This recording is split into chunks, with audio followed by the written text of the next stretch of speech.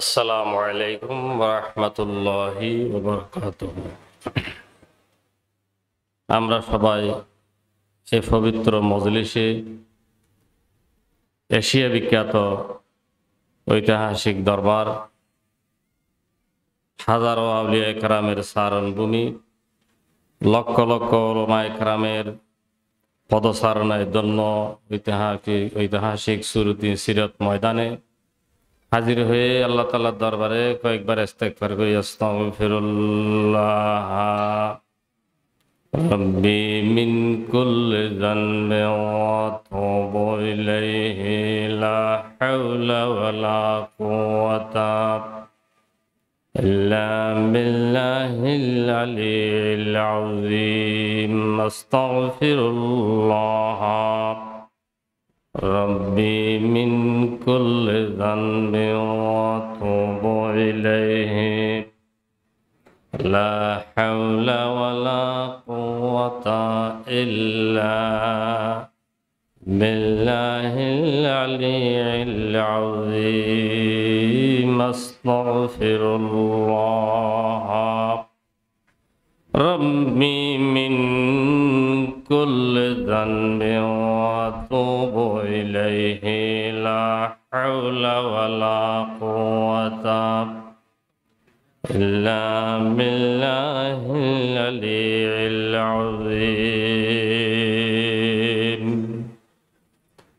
আলহামদুলিল্লাহ নাহমাদুহু ওয়া নাস্তাঈনুহু ওয়া নাস্তাগফিরুহু ওয়া নু'মিনু বিহি ওয়া নাতাওয়াক্কালু আলাইহি ওয়া নাউযু বিল্লাহি মিন শুরুরি আনফুসিনা ওয়া মিন সাইয়্যাতি আ'মালিনা। من يهد الله فلا مضل له ومن يضلله فلا هادي له ونشهد أن لا إله إلا الله وحده لا شريك له ونشهد أن سيدنا ونبينا ومولانا محمدًا عبده ورسوله الذي أرسله بالحق بشيرًا ونذيرًا وداعيًا إلى الله بإذنه وسراجًا منيرًا.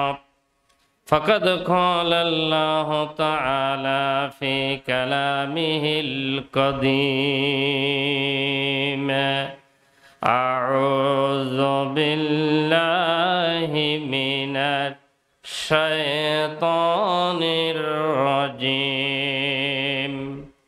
بسم الله الرحمن الرحيم. إن الله وملائكته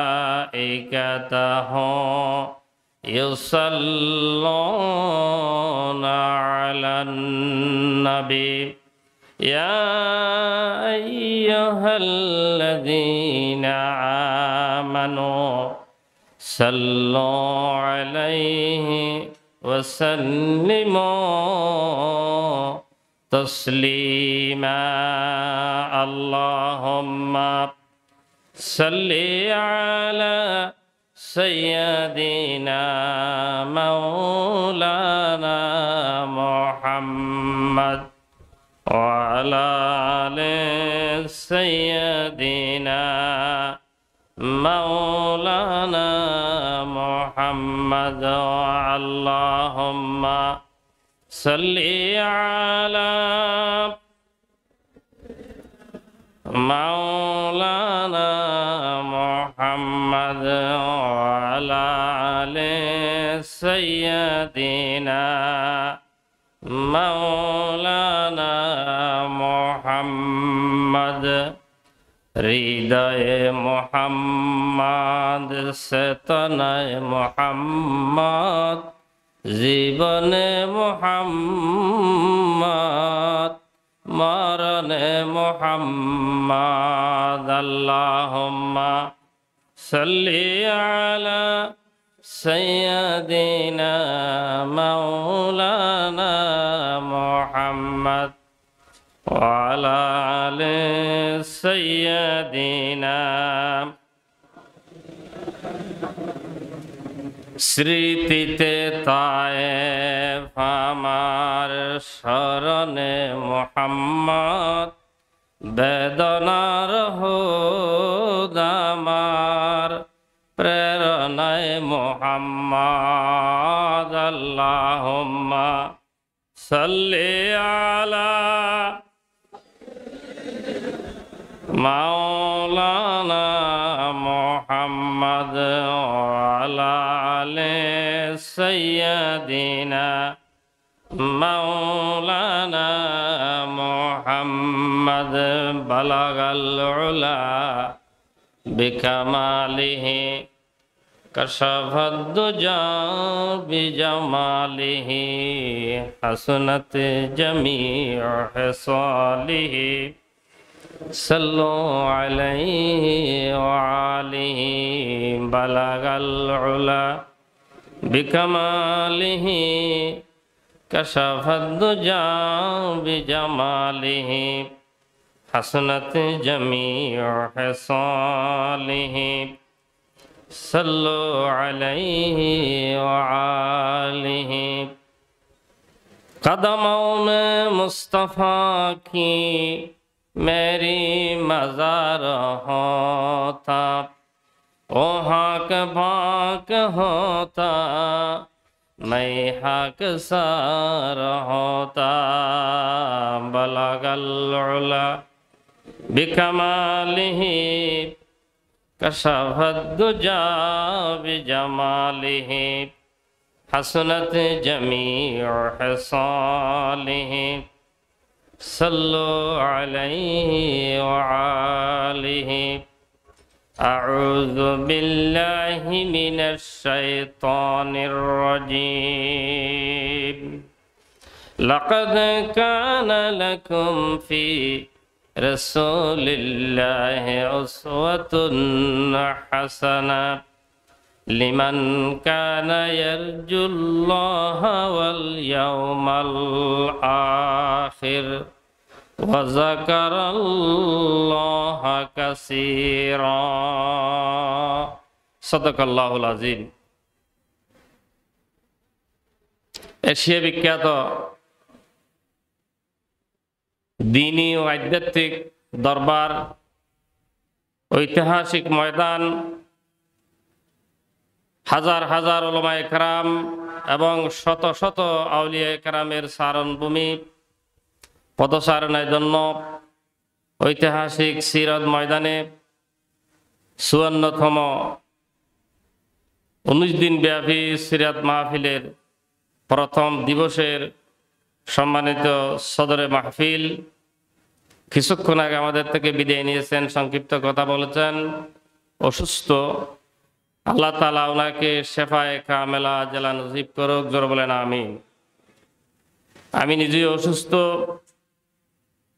দোয়ার জন্য আমি এসেছি। আমাদের সভাপতি সাহেব তিনিও বিদায় নিয়ে গেছেন। আমি আপনাদের দোয়ায় আল্লাহ তাআলার রহমতে কিছু বলার জন্য অসুস্থ অবস্থায় চলে এসেছি। আল্লাহ তাআলা আমাকে এবং আপনাদের ভিতরে যারা অসুস্থ সকলকে শেফায়ে কামেলা আজলা নসিব করুক, জোর বলেন আমিন। মাহফিলের সম্মানিত পরিচালক এবং এই মাহফিলের অন্যতম পৃষ্ঠপোষক হাজার আলেমের উস্তাদ শামসুল উলামা, ফখরুল উলামা, তাজুল উলামা, সুন্নতি হাকিমিয়া কামিল মাদ্রাসার সাবেক অধ্যক্ষ আলহাজ হযরত মাওলানা হাফিজুল হক নিজামী সাহেব মাদ্দাল্লাহু জিল্লা, অসংখ্য উলামায়ে কেরাম, তরিকতের খোলাফায়ে আযম উপস্থিত আছেন। আজকের এই ঐতিহাসিক ১৯ দিন ব্যাপী সিরাত মাহফিলের মঞ্চে প্রথম অধিবেশনে সম্মানিত উলামায়ে কেরাম, সম্মানিত মুরব্বিয়ানে আযম, দিন দরদ ইসলাম প্রিয় ভাই সব, বিশেষ করে ছাত্র জনতা, আশপাশ এলাকায় অবস্থানরত ব্যবসায়ী বন্ধুগণ, পর্দার আড়ালে আমার মস্তুরাত পর্দানসী মা ও বোনেরা, আমি আবার আপনাদের খেদমতে সালাম পেশ করছি। আসসালামু আলাইকুম ওয়া রাহমাতুল্লাহি ওয়া বারাকাতুহু। আল্লাহ তাআলার দরবারে শুকর গুজার করি এই জন্য যে আল্লাহ তাআলা আমি নগণ্য গোলামকে সুন্নতির দরবারের এবং সুন্নতি সিরাত ময়দানের মতো একটি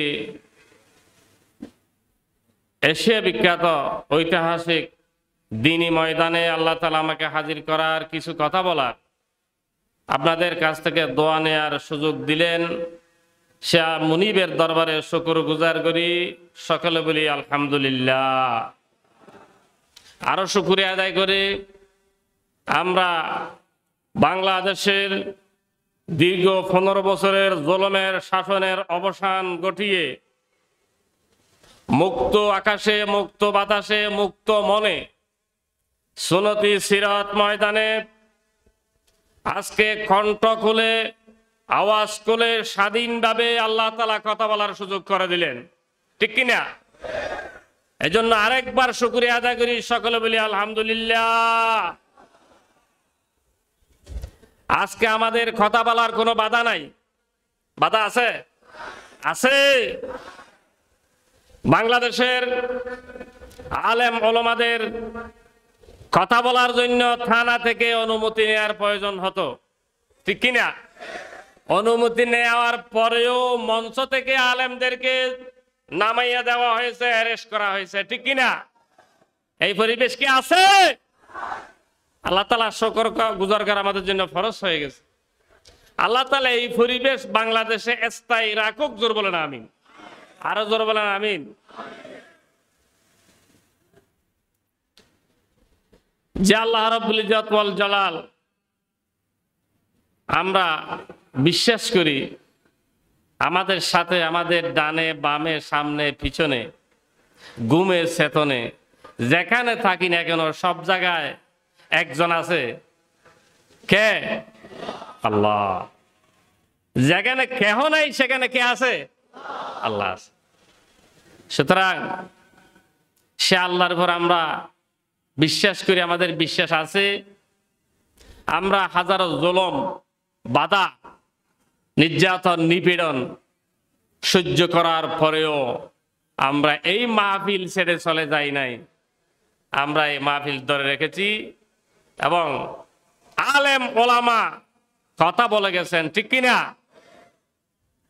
পুলিশ, বাংলাদেশের সামরিক, বেসামরিক, সরকারি যত নেতা কেতা ছিল তাদেরকে আমাদের যে মুজাহিদরা, ইসলাম প্রিয় ভাই সাহেব ভয় করে নাই, আল্লাহকে ভয় করেছে। হাজার বাধার পরেও বাংলাদেশে মাহফিল চলছে নাকি বন্ধ হয়েছে? ইনশাআল্লাহ বাংলাদেশের মাটি ইসলামের ঘাঁটি, এদেশের মাটির গভীর ইসলামের শিকড়। 90% মুসলমানের দেশে ইসলামের কথা, কোরআনের কথা বন্ধ করার ক্ষমতা কারো নাই। আছে? চন্দ্র 15 দিন আঁধার, 15 দিন কি আলো। আমরা 15 দিন আঁধারে ছিলাম, এখন আমাদের সামনে আলো এসেছে, ঠিক কিনা? সুতরাং আল্লাহ তাআলার শুকরিয়া করে আমরা শেষ করতে পারবো না। আজকে আমাকে যে আয়াতে করিমা আমি নগণ্য গোলামকে বিষয় দেয়া হয়েছে, এটা বিশাল একটি বিষয়। লাকাদ কানা লাকুম ফি রাসূলিল্লাহি উসওয়াতুন হাসানা।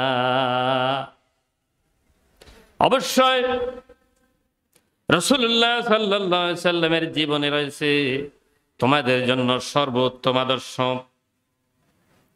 রসুল ছাড়া, মুহাম্মদ রাসূলুল্লাহ সাল্লাল্লাহু আলাইহি সাল্লাম ছাড়া মুসলমানরা আর কোন মানুষকে আদর্শ মানতে পারে না। পারে? মুহাম্মদ সাল্লাল্লাহু আলাইহি সাল্লাম ছাড়া পৃথিবীর কোন মানুষকে মানুষ নেতা মানতে পারে না। মুহাম্মদ সাল্লাল্লাহু আলাইহি সাল্লাম ছাড়া পৃথিবীর কোন মানুষ আদর্শ সেনাপতি মানতে পারে না। যদি প্রশ্ন করা হয় পৃথিবীর আদর্শ সেনাপতির নাম কি, উত্তরে চলে আসবে মুহাম্মদ রাসূলুল্লাহ সাল্লাল্লাহু আলাইহি ওয়াসাল্লাম। যদি প্রশ্ন করা হয় পৃথিবীর শ্রেষ্ঠ নবীর নাম কি, নাম চলে আসবে মুহাম্মদ রাসূলুল্লাহ সাল্লাল্লাহু আলাইহি ওয়াসাল্লাম। যদি বলা হয় পৃথিবীর শ্রেষ্ঠ বিচারপতির নাম কি, কি নাম, কি নাম? মুহাম্মদ রাসূলুল্লাহ। মুহাম্মদ সাল্লাল্লাহু আলাইহি ওয়াসাল্লামের উপর আর কোন বিচারপতি বিচার করতে পারবে না, এই নজির পৃথিবীর ইতিহাসে। যদি বলা হয় যুদ্ধের মহা অধিনায়ক, আদর্শ অধিনায়ককে, তখন উত্তর চলে আসবে মুহাম্মদ রাসূলুল্লাহ সাল্লাল্লাহু আলাইহি ওয়াসাল্লাম। যদি বলা হয় পৃথিবীর শ্রেষ্ঠ বুদ্ধিজীবীর নাম কি, উত্তরে আসবে মুহাম্মদ রাসূলুল্লাহ সাল্লাল্লাহু আলাইহি ওয়াসাল্লাম। যদি বলা হয় পৃথিবীর শ্রেষ্ঠ ইমামের নাম কি, কি নাম? মুহাম্মদ রাসূলুল্লাহ সাল্লাল্লাহু আলাইহি ওয়াসাল্লাম। যদি বলা হয় পৃথিবীর শ্রেষ্ঠ রাষ্ট্রপতির নাম কি, নাম কি? মুহাম্মদ রাসূলুল্লাহ সাল্লাল্লাহু আলাইহি ওয়াসাল্লাম। পৃথিবীতে লা ইলাহা ইল্লাল্লাহ, জিকির করেন, লা ইলাহা ইল্লাল্লাহ, লা ইলাহা ইল্লাল্লাহ, লা ইলাহা ইল্লাল্লাহ মুহাম্মাদুর রাসূলুল্লাহ সাল্লাল্লাহু আলাইহি ওয়াসাল্লাম। পৃথিবীর প্রথম প্রধান এবং শ্রেষ্ঠ রাষ্ট্রপতির নাম কি? মুহাম্মদ রাসূলুল্লাহ। মদিনার আগে কোনো রাষ্ট্র ছিল না, মুহাম্মদ সাল্লাল্লাহু আলাইহি ওয়াসাল্লামের আগে কোনো রাষ্ট্রপতি ছিল না। পৃথিবীতে রাজনীতি শিক্ষা দিয়েছেন কে? মুহাম্মদ রাসূলুল্লাহ। পৃথিবীতে রাজনীতি ছিল না মুহাম্মদ সাল্লাল্লাহু আলাইহি ওয়াসাল্লামের আগে, গোত্রনীতি ছিল। গোত্র প্রধানকে শেখ বলা হতো। রাষ্ট্র ব্যবস্থার পত্তন করেছেন মুহাম্মদ রাসূলুল্লাহ। কিন্তু আজকে এক শ্রেণীর আমাদের দেশের বুদ্ধিজীবীরা বলেন ইসলাম ধর্মের রাজনীতি নেই, ঠিক কিনা? রাজনীতি শিক্ষা দিয়েছে ইসলাম, রাজনীতি শিক্ষা দিয়েছে মুহাম্মদ রাসূলুল্লাহ সাল্লাল্লাহু আলাইহি ওয়াসাল্লাম। রাসূল সাল্লাল্লাহু আলাইহি ওয়াসাল্লাম যুদ্ধ করেছেন, হ্যাঁ, দেশ বিজয়ের জন্য, ইসলাম বিজয়ের জন্য। যুদ্ধের পর আল্লাহ রাসূল বিজয় লাভ করেছেন, বিনা অস্ত্রে বিনা রক্তপাতে মক্কা বিজয় হয়েছে ৮ম হিজরিতে। এবং আল্লাহ রাসূল মদিনা থেকে হিজরত করার পর, মক্কা থেকে হিজরত করার পর মদিনা শরীফে সর্বপ্রথম তিনি রাষ্ট্র গঠন করেছেন। সেখানে ইহুদি নসরা অন্যান্য ধর্মের লোক ছিল, মুসলমানদেরকে তাদের সাথে নিয়ে, সব ধর্মের লোকদের সাথে নিয়ে তিনি ইসলামী রাষ্ট্র গঠন করেছেন এবং সকলেই মেনে নিয়েছেন এই রাষ্ট্রের রাষ্ট্রপতি মুহাম্মদ রাসূলুল্লাহ সাল্লাল্লাহু। আজ থেকে ১৫০০ বছর আগে যিনি রাষ্ট্রপতি ছিলেন, রাষ্ট্র গঠন করেছেন, রাজনীতি শিক্ষা দিয়েছেন, হ্যাঁ, আজকে ১৫০০ বছর পরে এসে বাংলাদেশের হিন্দু বৌদ্ধ খ্রিস্টানরা যদি বলতো আমরা মেনে নিতাম। কিন্তু মুসলমানদের মুখে কিভাবে দিন বিরোধী, ইসলাম বিরোধী, কোরআন বিরোধী কথা বের হয় যে ইসলামে নাকি রাষ্ট্র ব্যবস্থার কোন স্থান নাই। জোরে বলেন নাউজুবিল্লাহ।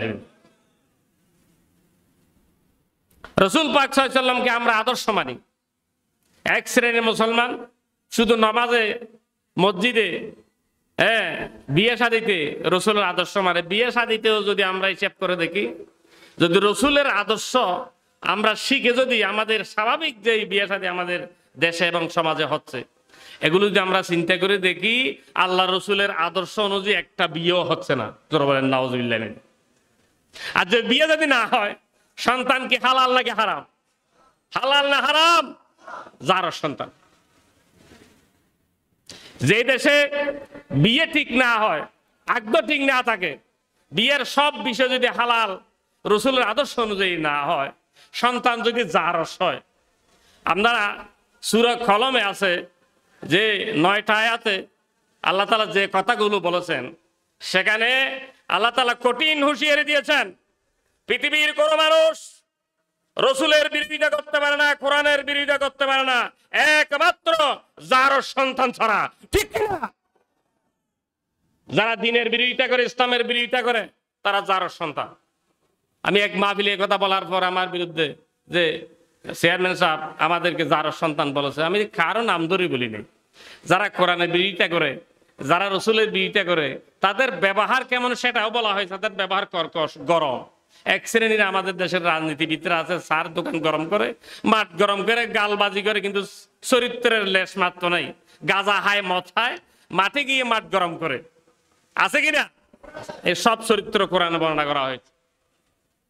এবং তারাই পারে যারা যার সন্তান, যাদের জন্ম ঠিক নেই, তারা মুসলমানের ঘরে জন্মগ্রহণ করার পর কোরআনের বিরুদ্ধে কথা বলতে পারে। ঠিক কিনা? আর তারা কোরআন শরীফে তেলাওয়াত করে, নামাজও পড়ে। আছে না নাই? তারা এই আয়াতটাও পড়ে, লাকাদ কানা লাকুম ফি রাসূলিল্লাহি উসওয়াতুন হাসানা। পড়লে হবে না, ওয়াজ করলে হবে না, শুধু আপনার মন গড়া আমল করলে হবে না।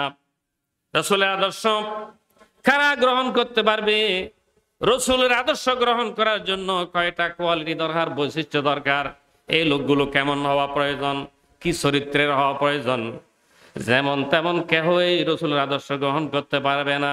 আমার আল্লাহ তাআলা সাথে সাথে বলে দিয়েছেন, লিমান কানা ইয়ারজুল্লাহা ওয়াল ইয়াউমাল আখির ওয়া যাকারাল্লাহা কাসীরা। তিন শ্রেণীর মানুষ রসুলের আদর্শ গ্রহণ করতে পারবে। কয় শ্রেণীর মানুষ? কয় শ্রেণীর মানুষ? ওয়াজ করা সহজ, ওয়াজ শোনা সহজ, কিন্তু আদর্শ গ্রহণ করা কি সহজ নাকি কঠিন? কঠিন। আল্লাহ তাআলা আরো কঠিন করে দিয়েছে। আদর্শ কারা গ্রহণ করতে পারবে? এই আদর্শ কারা হজম করতে পারবে? লিমান কানা ইয়ারজুল্লাহ। এক নম্বর, যারা আল্লাহ তাআলার মুলাকাতে বিশ্বাসী। আল্লাহ তাআলার সাথে লেখা হবে, সাক্ষাৎ হবে, মুলাকাত হবে। এটা সম্ভব? কখনো সম্ভব নয়।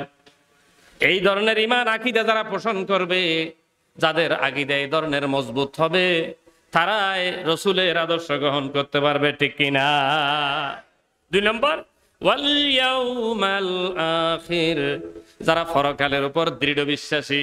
যদি আমি জিজ্ঞেস করি, ভাই আপনারা কি পরকালকে বিশ্বাস করেন? সকলে বলবে আমরা বিশ্বাস করি।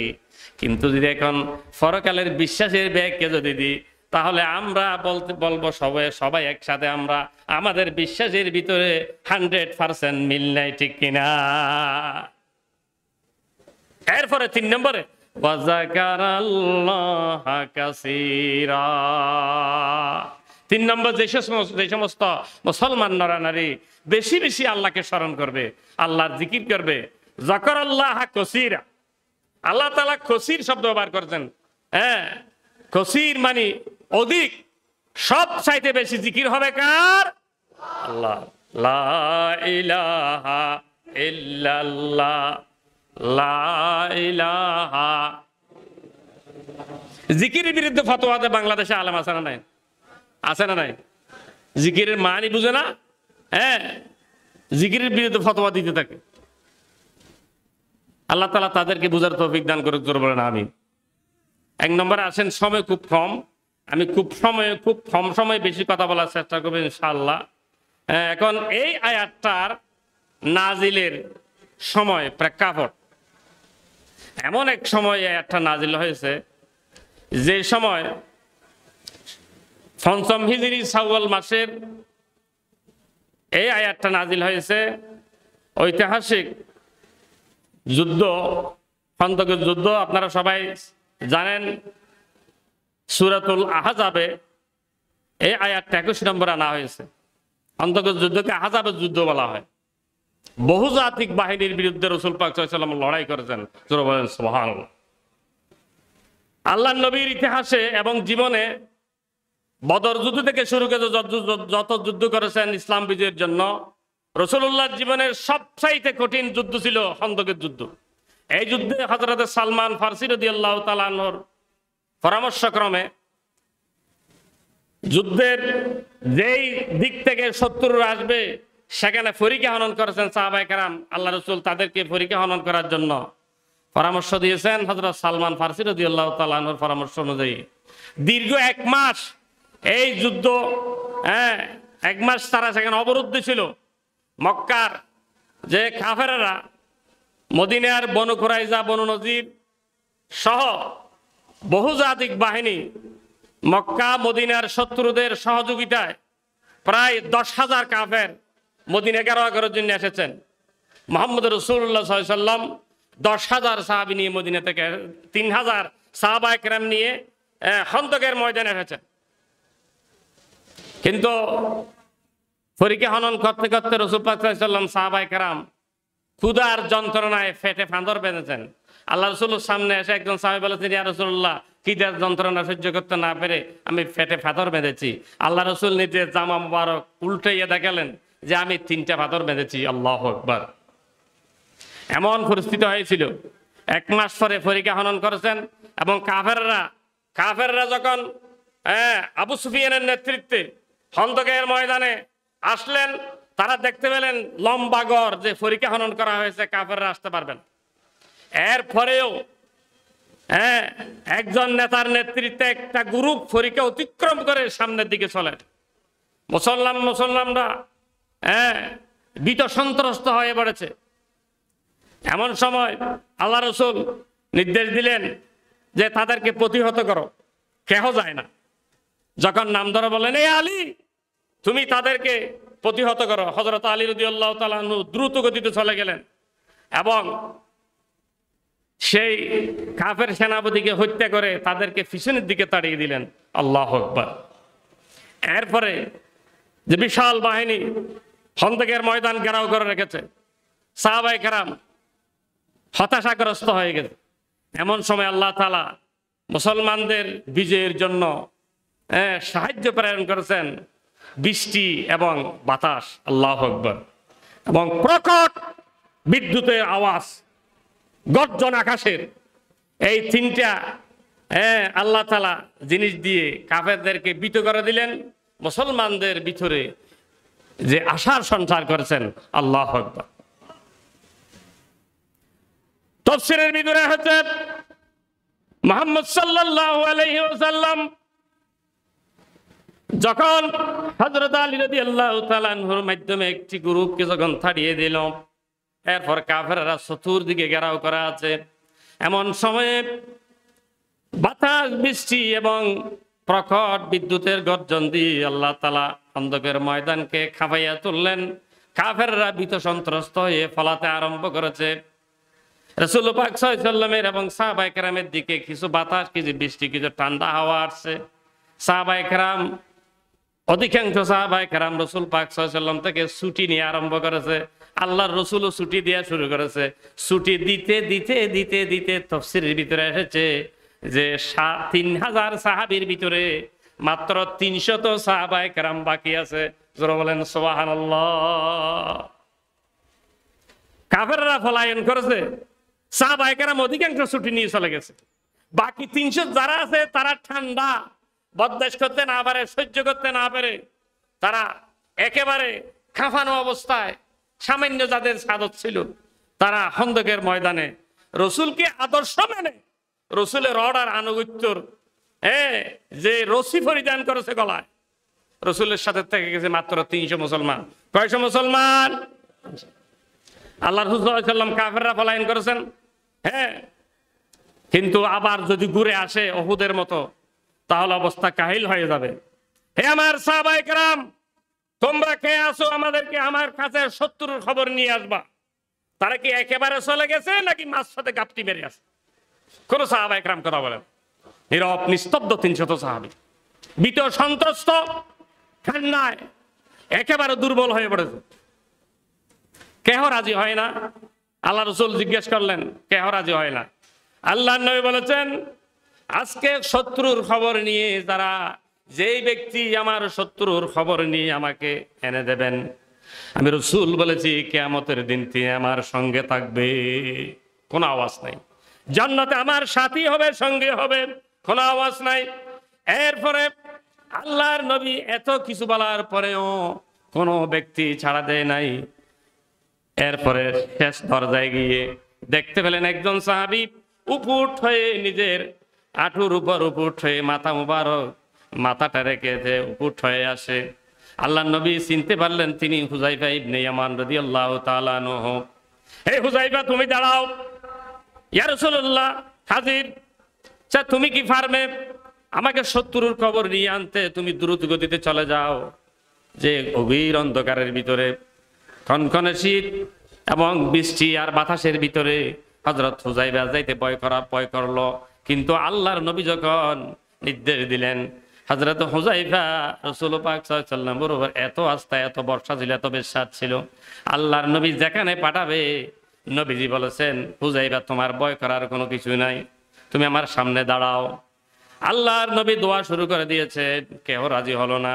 আমি হুযায়ফাকে বললাম, আয় আল্লাহ, হুযায়ফার ডানে থেকে তুমি হেফাজত করো, বামে থেকে হেফাজত করো, সামনে থেকে হেফাজত করো, পিছনে থেকে হেফাজত করো, উপর থেকে হেফাজত করো, নিচে থেকে হেফাজত করো, চতুর্দিকে আল্লাহ আমার হুযায়ফাকে তুমি হেফাজত করো। এই কথা বলার পর দ্রুত গতিতে হযরত হুযায়ফা সামনের দিকে চলে গেলেন। চলে যাওয়ার সাথে সাথে তিনি আবু সুফিয়ানকে দুই অবস্থায় দেখতে পেলেন। একটি ঘোড়ার উপর উঠে তিনি দৌড়ানোর জন্য ঘোড়াকে আঘাত করতে লাগলো। হুযায়ফা দেখেছেন যে ঘোড়াটা যে একটা কুটির সাথে বাঁধা, যত মারে তত ঘোড়া সেখানে নাচানাচি করে সামনের দিকে যায় না। হুযায়ফা চিন্তা করলেন তাকে তীর মারে শেষ করে দেব। আল্লাহর নবী বলেছেন কাউকে আঘাত করবে না, শুধু খবর নিয়ে আসবা। এই কথা মনে পড়ার পর আঘাত করলো না। আবার আরেকটা হাদিসে এসেছে যে তারা আগুন জ্বালালো, একটা বড় মোটা মানুষ আগুনে নিজের শরীরকে সেকা দিচ্ছে। তখন তিনি কাছে গিয়ে দেখলেন তিনি আর কেউ নয়, তিনি মক্কার কাফেরদের সেনাপতি আবু সুফিয়ান।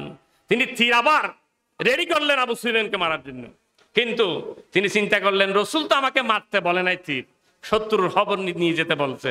আল্লাহ নবী বলেছেন নতুন কোনো সমস্যা সৃষ্টি করবে না। হুযায়ফা সেই কথা মনে করার সাথে সাথে তীর আবার রেখে দিলেন, আবু সুফিয়ানকে মারলো না। এরপরে তারা মক্কার দিকে দ্রুতগতি চলে যাচ্ছে। এই খবর দ্রুতগতিতে গভীর অন্ধকারে কনকনে শীতে আকাশের গর্জন আর ঠান্ডা বাতাসের ভিতরে তিনি খেপে খেপে রাসূলুল্লাহর দিকে চলে আসতেছেন খবর নিয়ে। শত্রুরা চলে গেছে, আমরা বিজয় লাভ করেছি, এই খবর নিয়ে চলে এসেছে। হযরত হুযায়ফা রাদিয়াল্লাহু তাআলা আনহু বর্ণনা করেছেন যে অর্ধ পথে আসার সাথে সাথে আমি 20 জন ঘোড়সওয়ারির আমার দেখা হয়ে গেল। তারা সকলে ফাঁকরি বাঁধা আছে, ঘোড়ার উপর বসে আছে, দ্রুত গতিতে খন্দকের ময়দানের দিকে তারা দ্রুত গতিতে চলে যাচ্ছে। তখন জিজ্ঞাসা করলো আপনারা কারা? তখন তারা উত্তর দিল, আপনি যেই মানুষের যেই নবীর অর্ডার নিয়ে আপনি এসেছেন সেই মুহাম্মদ রাসূলুল্লাহকে সাহায্য করার জন্য আল্লাহ তাআলা আরশ আজিম থেকে খন্দকের ময়দানে আমাদেরকে প্রেরণ করেছে। আল্লাহু আকবার। তখন হযরত হুযায়ফা বললেন, তাদেরকে সালাম দিলেন এবং তারা গরম করে বলে দিয়েছেন, এই রাসূলের সাথী, রাসূলের সাহাবী হুযায়ফাতুল ইয়ামান, শোনো, তুমি মুহাম্মদ রাসূলুল্লাহর কাছে যাওয়ার সাথে সাথে আমাদের খবরটা পৌঁছে দিবে। তোমার সাথী যুদ্ধ করার প্রয়োজন নাই এবং তাদের সঙ্গীদের যুদ্ধ করার প্রয়োজন নাই। শত্রুদের সাথে আমরা 20 জন আল্লাহ তাআলার পক্ষ থেকে সৈন্য এসেছি।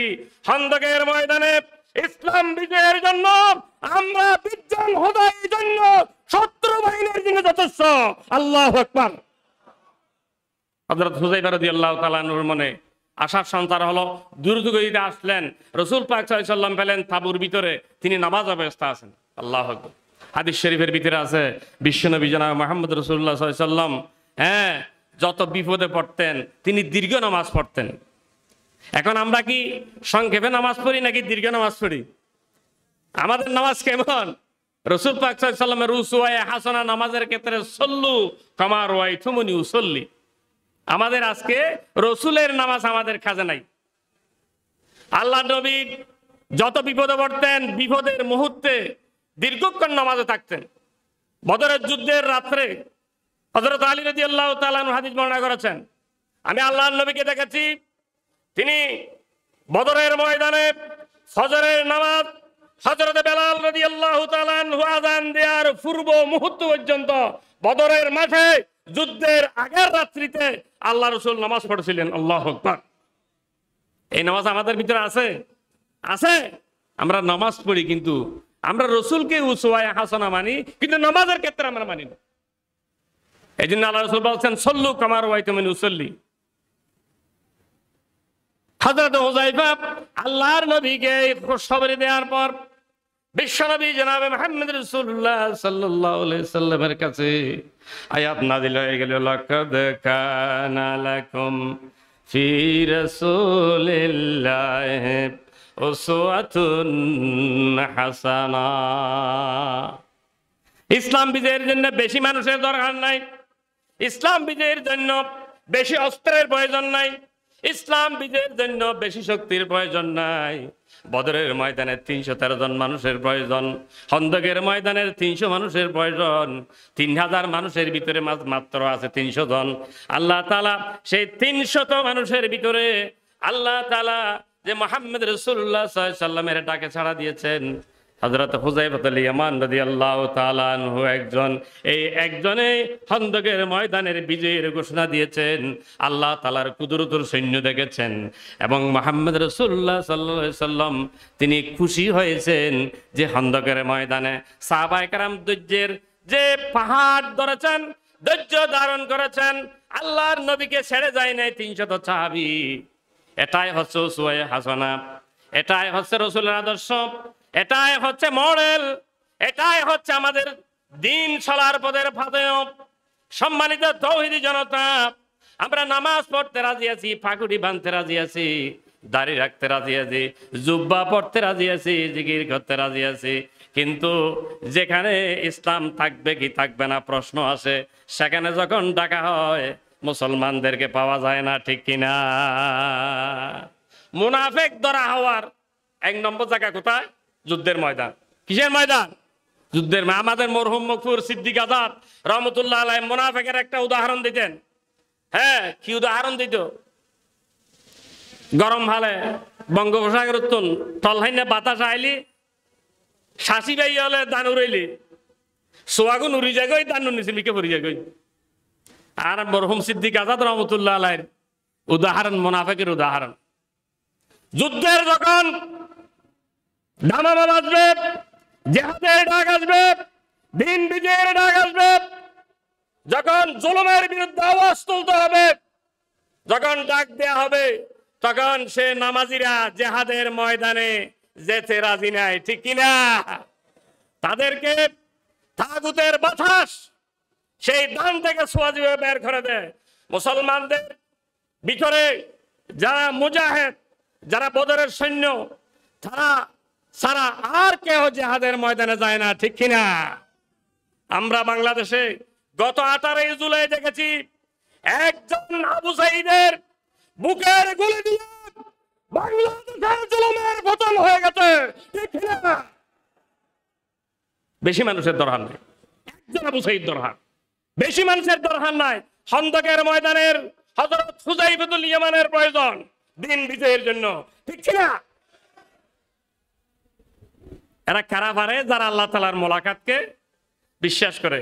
কোরআনে কারীমের সূরা কাহফে সে আল্লাহ তাআলা বলে দিয়েছেন, ফামান কানা ইয়ারজু লিকা রাব্বিহি ফালইআমাল আমালান সালিহান ওয়ালা ইউশরিক বিইবাদাতি রাব্বিহি আহাদা।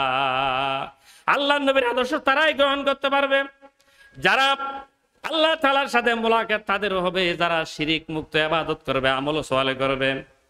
আল্লাহ তাআলা বলে দিয়েছেন যে বিপদে মুসিবতে যারা ধৈর্য ধারণ করবে, অতীতে যারা বিপদ মুসিবতের সম্মুখীন হওয়ার পর আল্লাহর নবী পর্যন্ত অতিষ্ঠ হয়ে আল্লাহর নবী পর্যন্ত ধৈর্য হারায় হয়ে বলেছেন মাতা নাসরুল্লাহ, আল্লাহ সাহায্য কবে আসবে? আল্লাহ তাআলা নবীদেরকে সাথে সাথে বলে দিয়েছেন আল্লাহ ইন্না নাসরুল্লাহি করিব, আল্লাহর সাহায্য বেশি কাছে। হ্যাঁ, আল্লাহ যেমন হাসে আল্লাহর সাহায্য বেশি হাসারে দূরে আছে। আল্লাহ তাআলা বলে দিন সূরা সাবে, নাসরুম মিনাল্লাহি ওয়া ফাতুন কারীব, সাহায্য এবং বিজয় অতি নিকটে। আল্লাহ তাআলা যে বিভিন্ন সময়ে কাফেরদের প্রশ্নের ব্যাপারে আল্লাহ তাআলা বলেছেন, ইয়াসআলুনাকা আনিল রুহ, ইয়াসআলুনাকা আনিল মুগীস, ইয়াসআলুনাকা আনিল খামর ওয়াল মাইসির। আল্লাহ তাআলা নবীকে বলছেন কুল, বলে নবী তাদেরকে বলে দাও। কিন্তু আল্লাহর ব্যাপারে যখন প্রশ্ন করা হবে, আল্লাহ নবী কুল বলে নাই, সাথে সাথে বলেছেন ওয়াইজা সালাকা ইবাদি আন্নী ফাইন্নী করিব। হে নবী, আপনার আমার ব্যাপারে যদি আমার বান্দারা প্রশ্ন করে, আমার সম্পর্কে প্রশ্ন করে, সাথে সাথে আমার বান্দাদেরকে বলে দেবে আমি পাশে আছি, আমি কাছে আছি। আল্লাহু আকবার। আল্লাহ নবীকে আল্লাহ তাআলা আরো বলে দিয়েছেন, নাব্বি ইবাদি আনাল গফুরুর রহিম। হ্যাঁ, খবর দিয়ে দাও, হ্যাঁ আমি আমার বান্দার জন্য ক্ষমাশীল। যত গুনাহ করবে, যত অপরাধ করবে, একবার কলেমা পড়লে तमाम জীবনের গুনাহ মাফ। লা ইলাহা ইল্লাল্লাহু মুহাম্মাদুর রাসূলুল্লাহ সাল্লাল্লাহু আলাইহি ওয়াসাল্লাম। সম্মানিত দওয়াতি জনতা, আল্লাহ তাআলা আমার সামনে আছে, আল্লাহ আমার ডানে আছে, বামে আছে, সামনে আছে, পিছনে আছে, আমার চতুর্দিকে আমার আল্লাহ আছে। এই বিশ্বাস যদি থাকে, আমরা আল্লাহর কোরআনকে বাদ দিয়ে আর কোনো দিকে যেতে পারি না। আল্লাহর নবীর আদর্শ বাদ দিয়ে আর পৃথিবীর কোনো মানুষের নেতার আদর্শ মানতে পারি না, ঠিক কিনা? বদরের ময়দানে আল্লাহ তাআলা ৫,০০০ ফেরেশতা নাজিল করার পর, হ্যাঁ, আল্লাহ নবীর চেহারা আঁধার। আল্লাহ তাআলা চিন্তা করলেন যে আমার নবীকে ৫,০০০ ফেরেশতা দেওয়ার পরও, হ্যাঁ, নবী কেন চেহারা আঁধার করেছেন? তখন হাদিস শরীফের ভিতরে হচ্ছে যে মুহাম্মদ সাল্লাল্লাহু আলাইহি ওয়াসাল্লামকে গায়েবী আওয়াজ দেওয়া হয়েছে, হে মুহাম্মদ তুমি শোনো, ৫,০০০ ফেরেশতা দিয়ে আমি আল্লাহ দূরে নাই, আমি আল্লাহ কাছে আছি। মুহাম্মদ সাল্লাল্লাহু আলাইহি ওয়াসাল্লাম সেনাপতি হিসেবে সামনে থাকবে এবং মুহাম্মদের সামনে আমি আল্লাহ কাফেরদের সাথে যুদ্ধ করব। আল্লাহু আকবার। রাসূলের সামনে কে আছে? আল্লাহ আছে।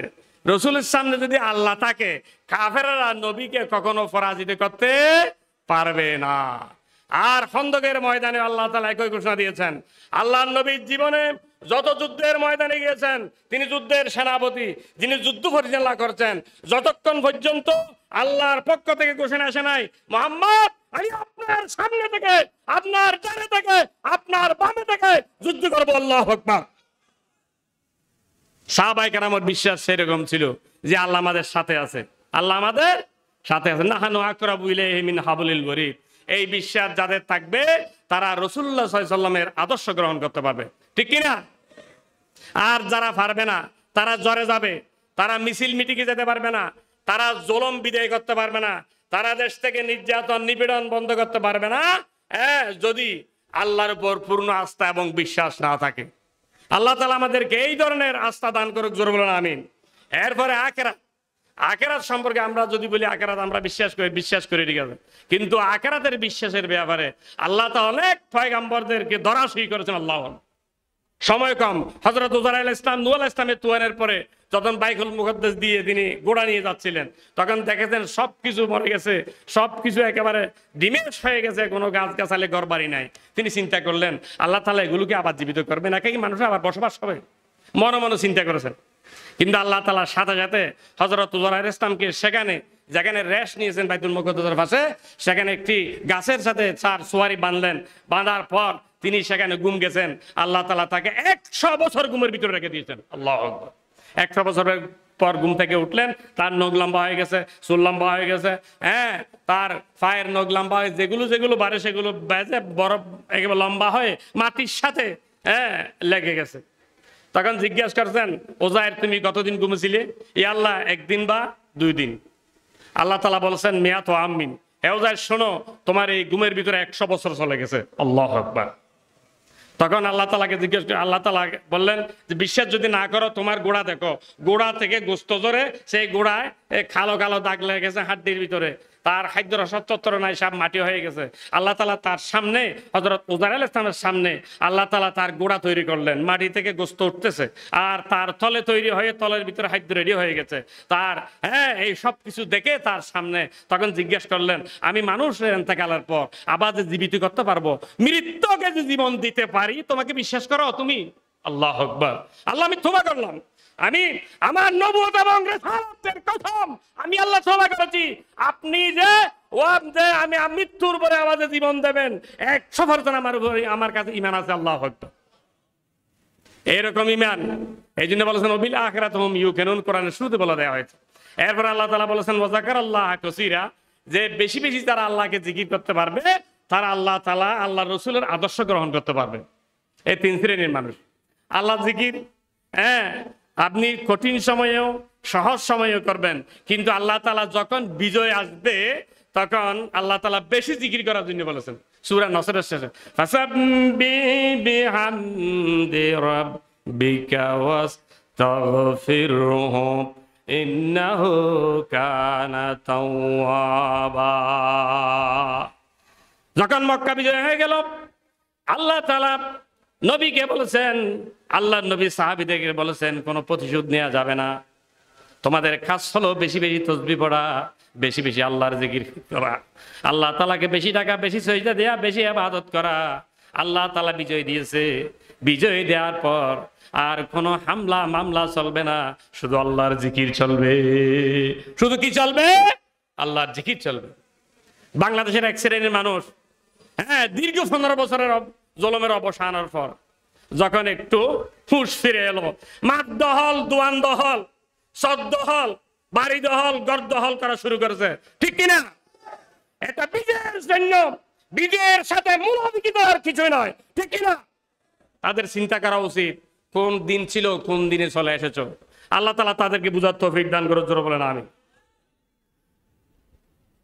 লা ইলাহা ইল্লাল্লাহ, লা ইলাহা ইল্লাল্লাহ, লা ইলাহা ইল্লাল্লাহ মুহাম্মাদুর রাসূলুল্লাহ সাল্লাল্লাহু। এখন আল্লাহ তাআলা যে আমাদেরকে বলেছেন যে রাসূলুল্লাহর আদর্শ আমরা গ্রহণ করব, আদর্শের ভিতরে কঠিন, সবচাইতে কঠিন আদর্শ কি? কোরআন কারীমের ভিতরে আল্লাহ তাআলা বলেছেন ওয়াস্তাঈনু বিস-সাবরি ওয়াস-সালাত ওয়া ইন্নাহা লাকাবীরাতুন ইল্লা আলাল খাশিঈন। তোমরা আল্লাহর কাছে নামাজ এবং সবরের মাধ্যমে সাহায্য চাও, নিশ্চয়ই এটা একটু কঠিন কাজ, কিন্তু ওই সমস্ত ব্যক্তিদের জন্য কঠিন নয় যারা আল্লাহ তাআলাকে ভয় করে, যারা তো আল্লাহ তাআলাকে, আল্লাহ তাআলার লেখা, আল্লাহ তাআলার মুলাকাতকে তারা বিশ্বাস করে। পরবর্তী আয়াত আল্লাহ তাআলা বলেন আল্লাযীনা ইয়াযুন্নুনা আন্নাহুম মুলাকু রাব্বিহিম ওয়া আন্নাহুম ইলাইহি রাজিউন। যারা ধারণা করে আল্লাহ তাআলার সাথে মুলাকাত হবে, রবের সাথে সাক্ষাৎ হবে এবং তার দিকে ফিরে যেতে হবে। কোন মানুষ দুনিয়ায় স্থায়ী থাকতে পারবে না। আমরা সবাই আল্লাহর কাছে ফিরে যাব। আমরা সবাই কোথায় যাব? আমরা সবাই কোথায় যাব? আল্লাহর কাছে। ইন্নাহুম ইলাইহি রাজিউন। যারা আল্লাহ তাআলার মুলাকাতকে বিশ্বাস করে এবং আল্লাহর কাছে ফিরে যাওয়াকে বিশ্বাস করে, তাদের জন্য সবর এবং নামাজ এ রাসূলের এই আদর্শ কঠিন নয়। আল্লাহ সুবহানাল্লাহ ওয়ালহামদুলিল্লাহ লা ইলাহা ইল্লাল্লাহ সুবহানাল্লাহ ওয়ালহামদুলিল্লাহ লা ইলাহা ইল্লাল্লাহ লা ইলাহা ইল্লাল্লাহ মুহাম্মাদুর রাসূলুল্লাহ সাল্লাল্লাহু। আমার সময় প্রায় শেষের দিকে, বিষয় অনেক লম্বা, তারপরেও আমি দুইটা কথা বলে শেষ করে দেবো। একটা হচ্ছে হক আর একটা প্রতিশোধ। হকের ব্যাপারে, প্রতিশোধের ব্যাপারে আল্লাহ রাসূল খুব কঠোর ছিল। একজন সাহাবী আল্লাহ নবী কাছে এসে বলল, ইয়া রাসূলুল্লাহ, আমি আপনার কাছে কিছু হক পাবো। আপনার কাছে কি পাবো? এখন আমরা নামাজের জানাজার সামনে দাঁড়িয়ে বলি, কিন্তু এতদিন আমরা বলি না যে কেহ হক পেয়ে থাকলে আমার সাথে যোগাযোগ করো। মওতের দিন, জানাজার দিন যেমন তেমন কয়েকদিন যদি দেরি হয়, 40 দিনও থাকা যায় না। একজন ব্যক্তি সাহাবী এসে বলল, ইয়া রাসূলুল্লাহ, আমি আপনার কাছে কিছু হক পাবো। তখন বললেন, ঠিক আছে, আমার তো হক, আমি দিতে রাজি আছি। অত হক মানি আমি আপনার ফিটে একটা বাড়ি মারবো। তখন সাহাবা কেরাম যারা ছিল তারা গরম হয়ে গেছে, চোখ লাল করে ফেলছে। আল্লাহর নবীর ফিটে যে বাড়ি মেরে হক আদায় করবে এমন সাহাবী, এটা সাহাবায়ে কেরাম আশ্চর্য হয়ে গেল, তাদেরকে মারার জন্য তারা উদ্যত হলো। নবীজি বলেছেন, না তোমরা ঠান্ডা থাকো। কেন? জেহাদের ময়দানে আমার গায়ে জামা ছিল না, আপনি আমাকে একটা বাড়ি মেরেছেন, কাফেরদেরকে মারার সময় বাড়ি আমার ফিটে পড়ে গেছে, তাই আমি যদি সেই বাড়িটা আপনার ফিটে যদি আমি মারতে পারি তাহলে আমার হকটা আদায় হয়ে যাবে। ঠিক আছে, আমি নবী রাজি আছি। তখন আল্লাহ রসুল, সাহাবায়ে কেরাম সবাই চতুর্দিকে গরম হয়ে আছে, লাঠি ছোড়া নিয়ে আছে, অস্ত্র নিয়ে আছে, তীর বল্লম নিয়ে আছে। রসুলের ফিটে যে বাড়ি মেরে হক আদায় করবে, এটা কোন ধরনের সাহাবে? আল্লাহ বলেছেন, না তোমরা কথা বলবে না। আল্লাহ নবী রসুল পাক সাল্লাল্লাহু আলাইহি সাল্লাম জামা মুবারক তিনি আল গেলেন এবং ফিট মুবারক খোলার সাথে সাথে সেই সাহাবী রসুল পাক সাল্লাল্লাহু আলাইহি সাল্লাম বাম পাশে পিঠের উপরে মোহর নবুয়ত, সেখানে একটি সুমা দিলেন। আল্লাহু আকবার। সুমা দেওয়ার পর তিনি বললেন, ইয়া রাসূলুল্লাহ, আমাকে মাফ করবেন এই নাটক করার জন্য। কেন? আমি আপনার পিঠে বাড়ি মারার ছল ধরে মোহর নবুয়তটা দেখার আমি চেষ্টা করছিলাম। আল্লাহু আকবার, আল্লাহু আকবার। রাসূল পাক সাল্লাল্লাহু আলাইহি ওয়াসাল্লাম বাম পাশে মোহর নবুয়ত আছে। কি আছে? নবুয়তের শিল মোহর আছে। রসুল কি হক আদায় করেছেন?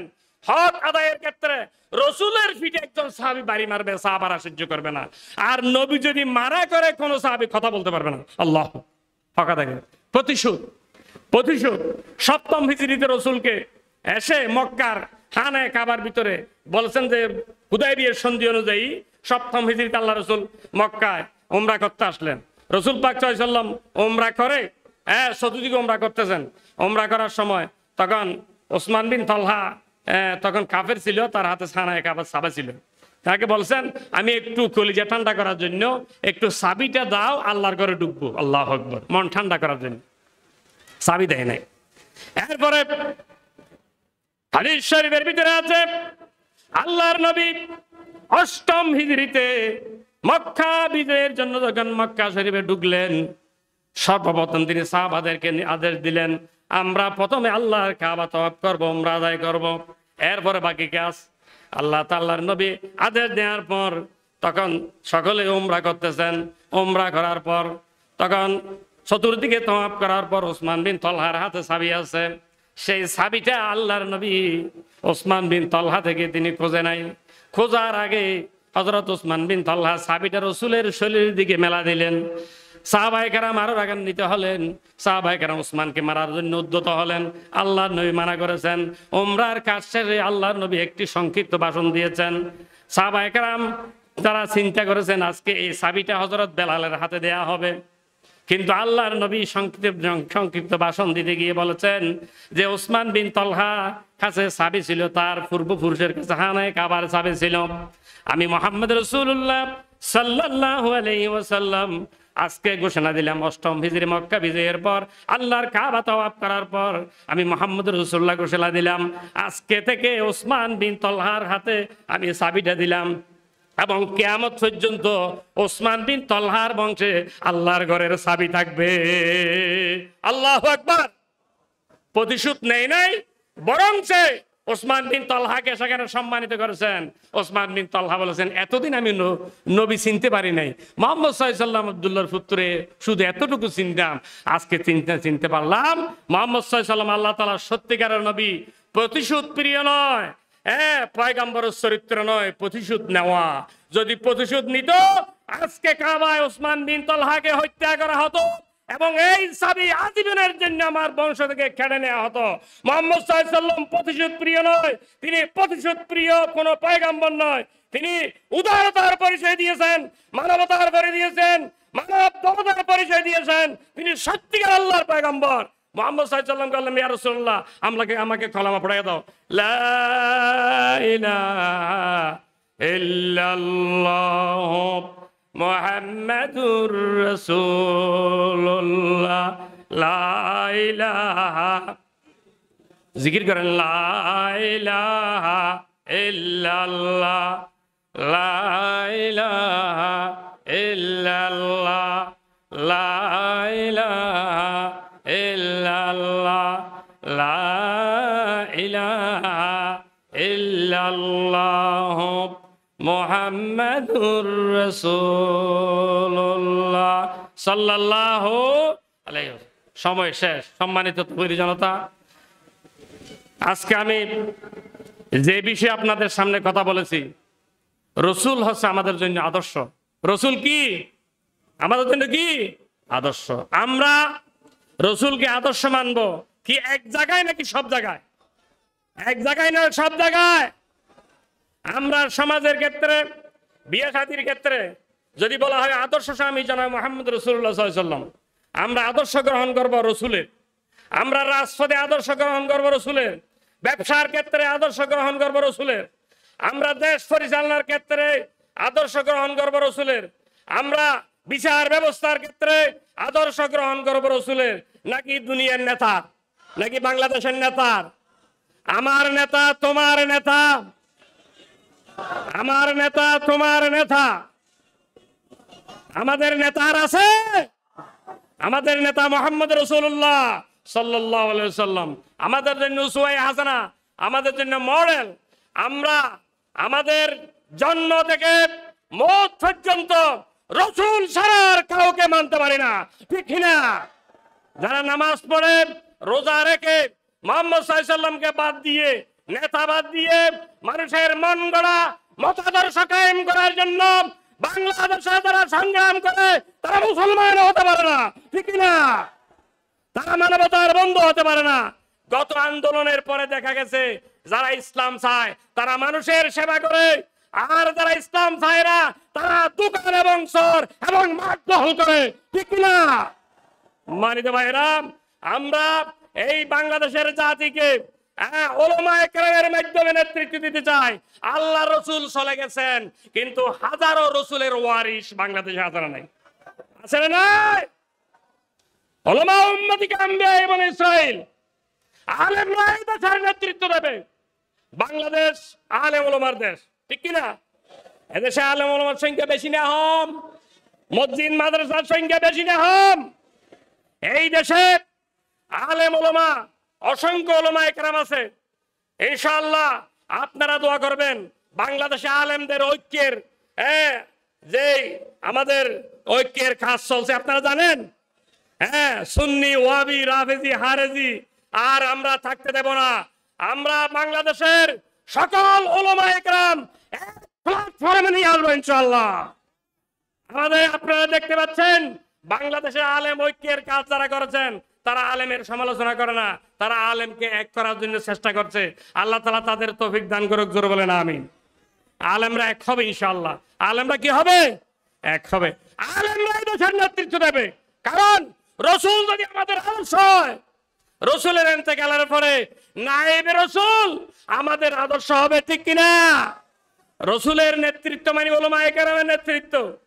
আজকে সুন্নতি সিরাত ময়দানে যারা ওয়াজ করবে, যারা নেতৃত্ব দিচ্ছে, তারা দেশের নেতৃত্ব দেবে, ঠিক কিনা? আপনারা কি চান আলেমরা নেতৃত্ব দেয়? হাত তুলে দেখেন আল্লাহ তাআলাকে।